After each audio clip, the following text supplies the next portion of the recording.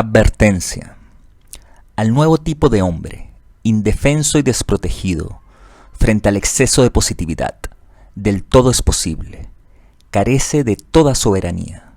El hombre depresivo es un animal laborans que se explota a sí mismo, a saber, voluntariamente, sin coacción externa. Es al mismo tiempo depredador y presa. Byung-Chul Han, en La Sociedad del Cansancio.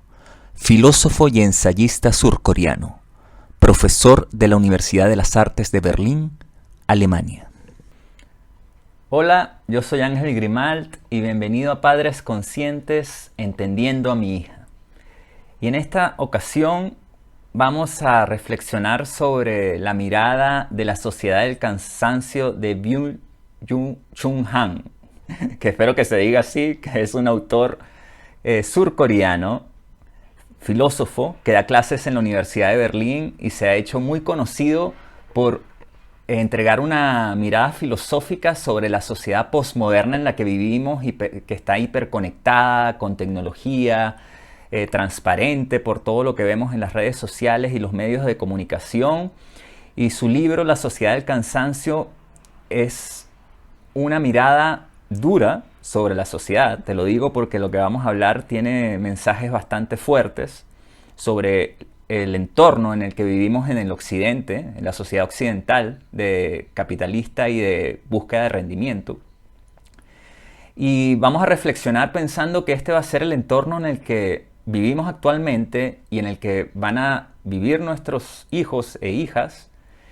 Y vamos a entregar 5 claves de cómo vivir en este entorno tomando desde la suposición de que es verdadero lo que dice Han, o que se acerca a la realidad, ¿no? Que su mirada es cercana a esa sociedad, de cómo funciona, ¿no?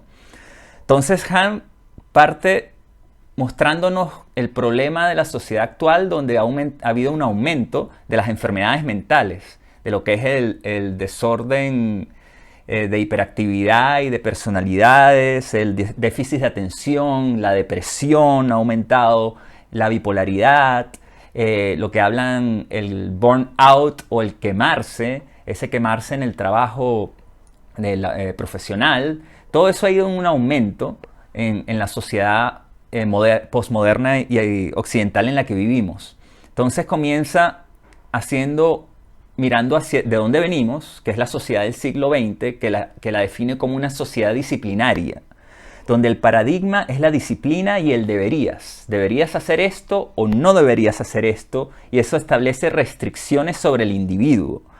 Ese individuo, esas restricciones, es una violencia viral que viene desde afuera, es decir, del sujeto versus un otro externo que le establece estas restricciones, siendo ese otro externo el que da prohibiciones, leyes y dogmas, entiéndase el gobierno, el Estado, la empresa, el gerente capataz, las religiones como la iglesia, establece esas dogmas y esas reglas sobre el sujeto en la sociedad disciplinaria.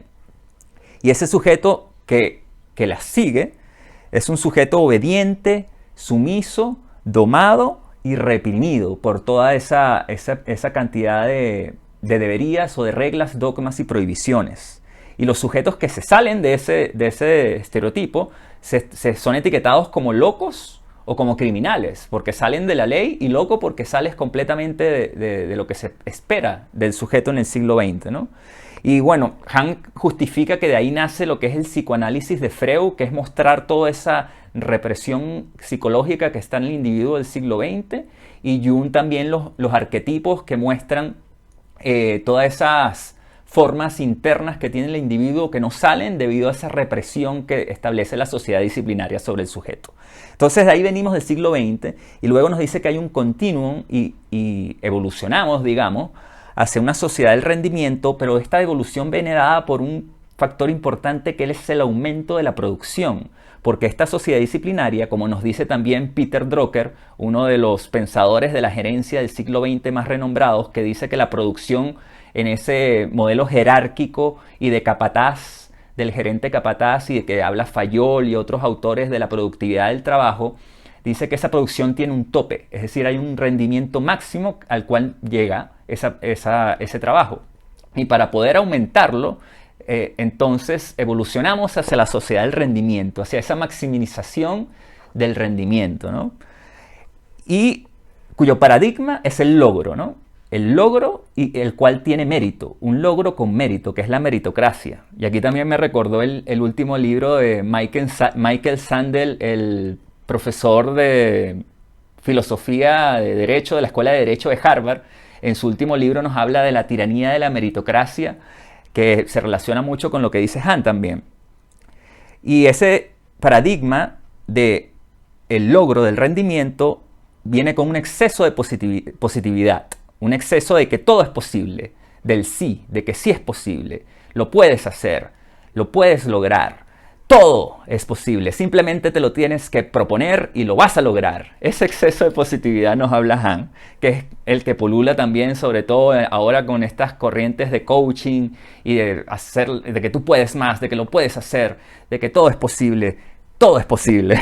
Ese exceso de positividad te lleva a una violencia neuronal en el sujeto. Pasamos de una violencia viral de un otro externo versus el sujeto, versus ahora una violencia neuronal del sujeto contra sí mismo, donde nos explotamos a nosotros mismos, una autoexplotación para llegar al rendimiento máximo, para ir por ese logro que tenga mérito, ¿no?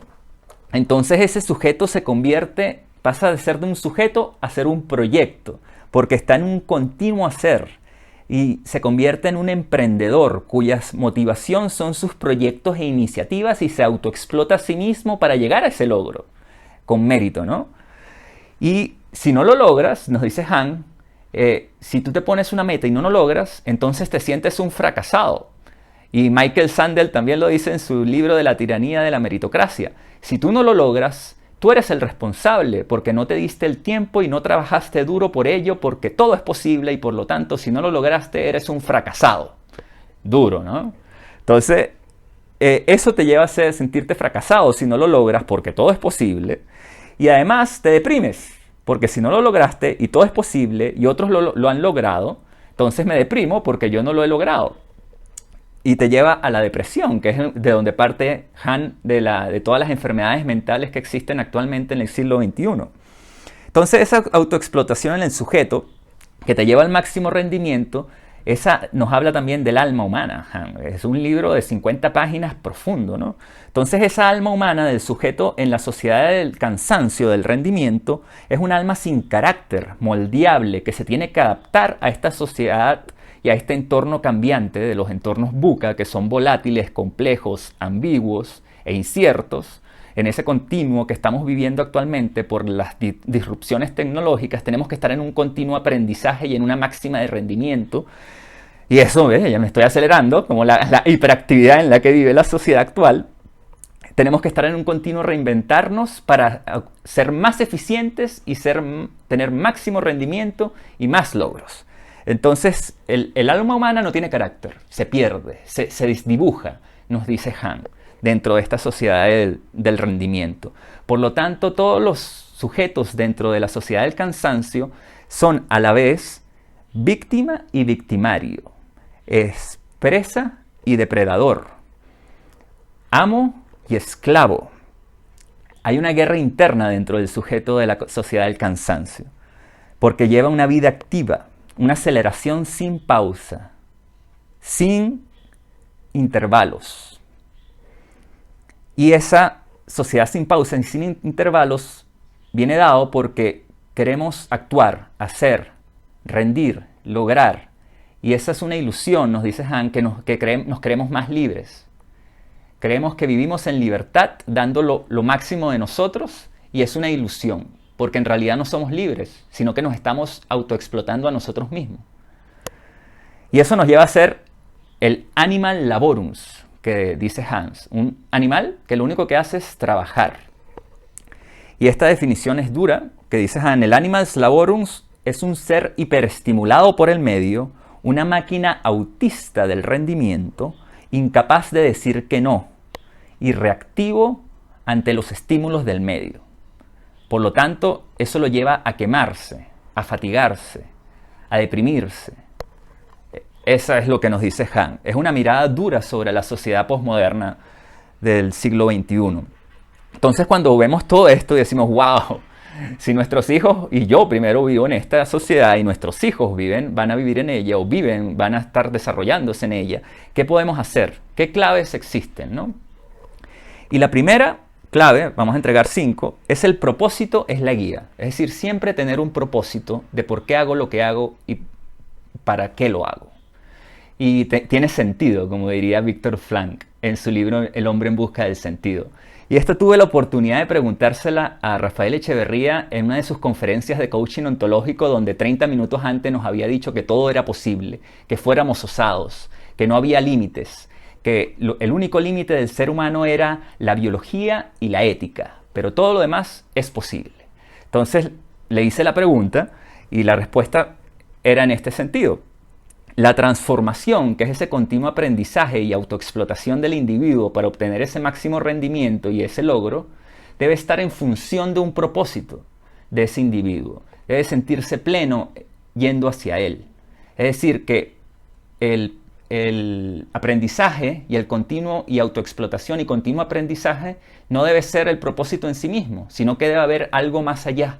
No el querer más por querer más, el hacer más por hacer más, el lograr más por hacer más, sin un propósito claro. Eso te quema. Pero si tienes un propósito mayor, eso te mantiene motivado y es saludable y sostenible.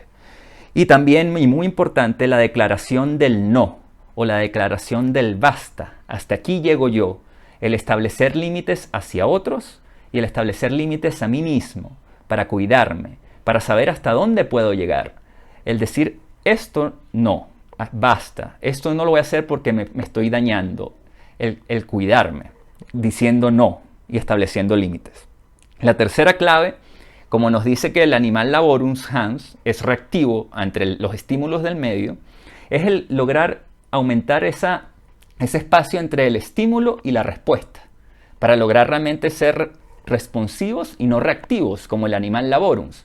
¿Cómo logramos eso? Con una práctica meditativa diaria, para poder desarrollar la atención plena o lo que se dice en inglés el mindfulness, esa capacidad de observar nuestros pensamientos y nuestras emociones en el momento.